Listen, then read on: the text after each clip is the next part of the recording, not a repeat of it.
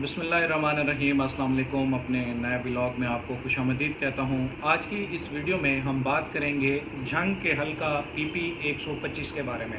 इससे पहले मुख्तलिफ हलकों के ज़िमनी इंतखाब के हवाले से मैं वीडियो पोस्ट कर चुका हूँ और अल्हम्दुलिल्लाह वहाँ पर जो सिचुएशन बन रही है, वो जो चीज़ें हमने अपनी वीडियोज़ में प्रेडिक्ट की थी उसी तरह से ही चीज़ें आगे बढ़ रही हैं। तो आज इस हलके के डायनामिक्स आपके सामने रखेंगे कि PP 125 झंग में मुस्लिम लीग नून का टिकट जीतेगा या फिर PTI का उम्मीदवार बाजी मारेगा, और तीसरा जो फैक्टर है तहरीक लब्बैक का, वो इस हलके में कितना वोट गेन कर सकते हैं। सबसे पहले बात कर लेते हैं 2018 के इलेक्शन की कि 2018 के इलेक्शन में इस हलके में क्या सूरत हाल थी।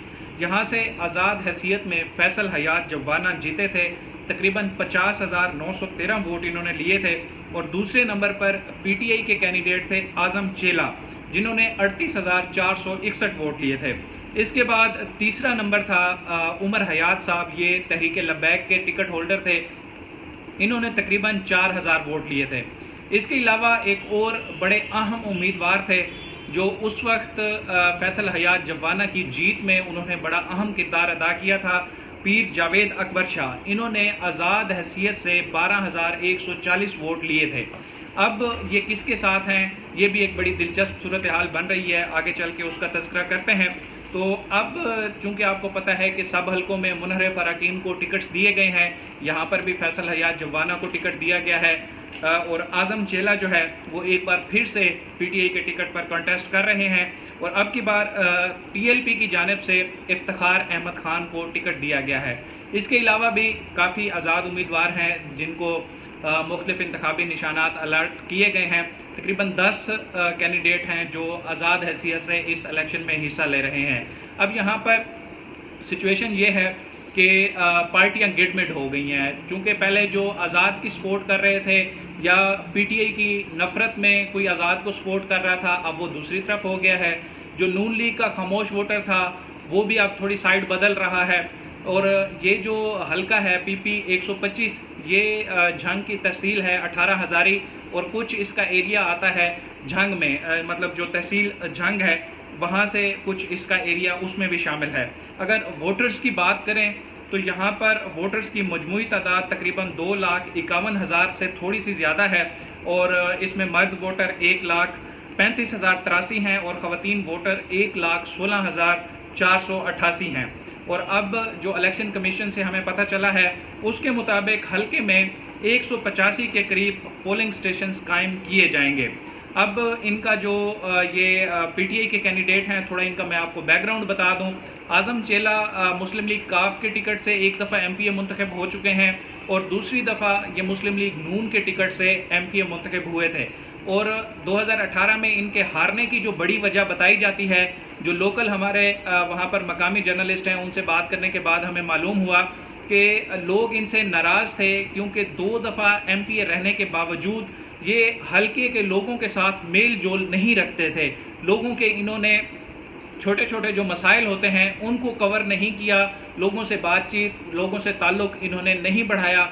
इसलिए गुस्से में आके लोगों ने इनको तीसरी दफ़ा के लिए मुंतखब नहीं कराया, और फैसल हयात जवाना जो है उन्होंने इस मौके से फ़ायदा उठाया और लोगों को याद कराया कि आज़म चेला साहब ने पहले भी वादे पूरे नहीं किए, लेकिन अब की बार जो है मैं वादे पूरे करूंगा, इसलिए मुझे मुंतखब कराएं। तो फिर लोगों ने उन पर एतमाद का इजहार किया, और साथ ही साथ जैसे मैंने पहले आपको बताया कि जो चौथे उम्मीदवार थे पीर जावेद अकबर शाह, उनकी बड़ी जो है वो इस हलके में इम्पोर्टेंस इस तरह से रही कि पीर जावेद अकबर शाह और आज़म चेला का जो इलाका है वो सेम है।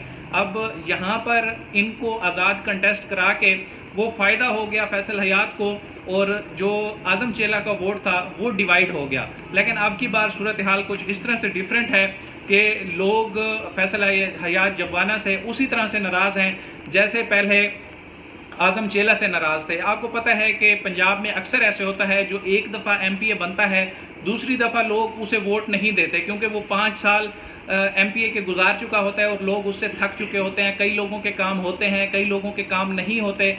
इस तरह से लोग फिर अगली दफ़ा जो है वो चेंज करते हैं बंदा। और बुनियादी तौर पर इस हलके में मोस्टली यही 2 फैमिलीज़ हैं जो अदला बदला करती रहती हैं, एक दफ़ा कोई और बन जाता है तो दूसरी दफ़ा दूसरा बन जाता है। जो फैसल जबवाना है, इनके वालिद जो है ये पहले पीपल्स पार्टी के प्लेटफॉर्म से इलेक्शन लड़ते रहे हैं। पीटीआई के MNA हैं इस हल्के में साहिबजादा साहब, वो भी अब पीटीआई के उम्मीदवार की कंपेन कर रहे हैं और बड़े अच्छे तरीके से कर रहे हैं। फिर तीसरा जो एक और फैक्टर है, पीर कासिम सियालवी, उन्होंने भी आज़म चेला की हिमायत का ऐलान किया है। 2018 के इलेक्शन में इन्होंने आज़म चेला की बजाय फैसल जबवाना की हिमायत की थी।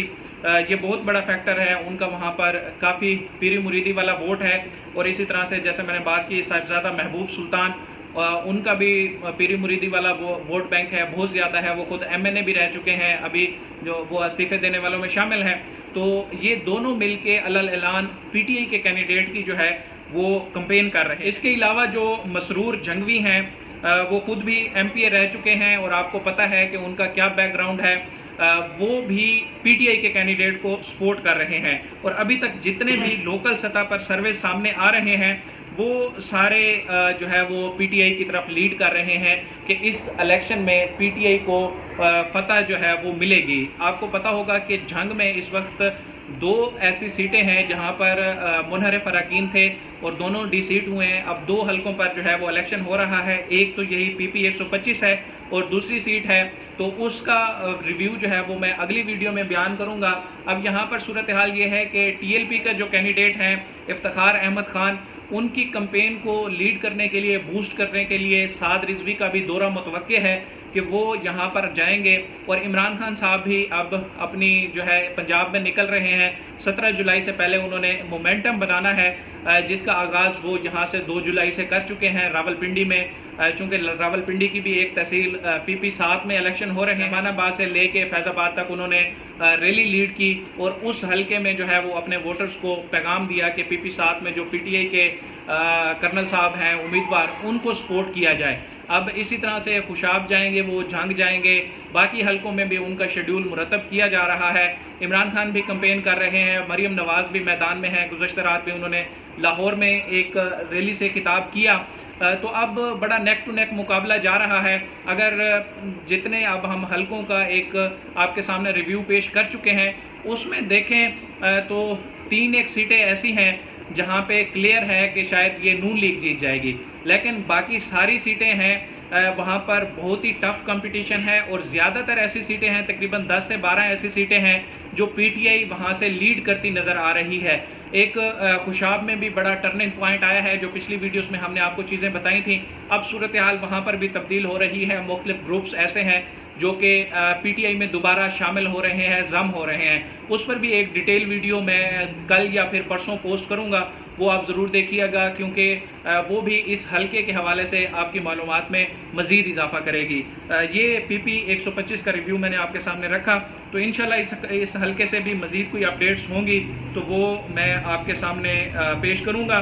बाकी मैं कोशिश कर रहा हूँ कि लोकल जर्नलिस्ट हैं हमारे दोस्त, जो हमें इंफॉर्मेशन तो प्रोवाइड कर देते हैं, उनको भी सामने लेके आएँ और उनसे बात करें, उनके इंटरव्यूज़ करके आपको मज़ीद हल्के की जो ग्राउंड रियलिटीज़ हैं वो भी आपके सामने रखी जाएं। अब तक के लिए इतना ही, मुझे दीजिए इजाज़त। अल्लाह हाफ़िज़।